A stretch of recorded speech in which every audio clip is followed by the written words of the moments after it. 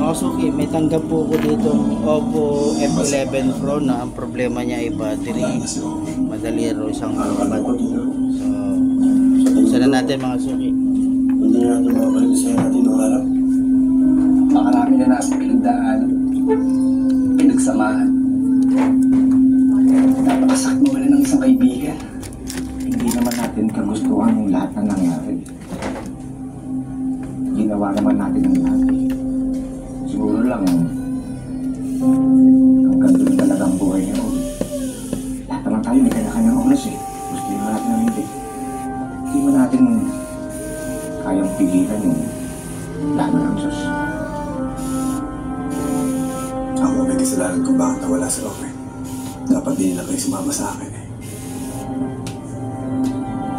Pati kayo nasira ang buhay ng dahil sa akin. Nadamay kayo sa mga kamalasan ko.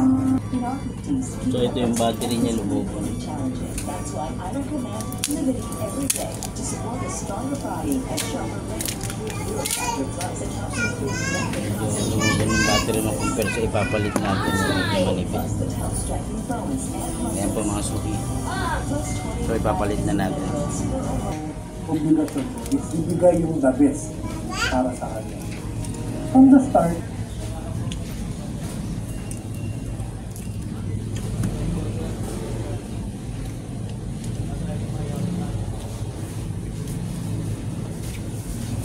Alam ko makikipagkita pa rin para i-convince ako. one last time. Lumalayo para sa mga minamahal. Gusto ko na maprotektahan kita. Hindi dapat tayo nasisira dahil sa kasalanan hindi naman natin ginawa. Lumalapit sa mga kasagutan. Sina Olivia at Ethan ang pinanghihinalaan mo ng mama ko. Wala ka rito, Patrick. Wala naman magkaroon ng paru-paro yung painting ni Batman. Sa pangalan siya niya.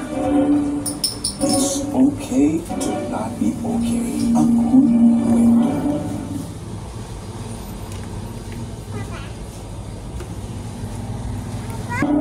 So suki, okay na siya. So lobat lang siya. So i-charge na natin siya.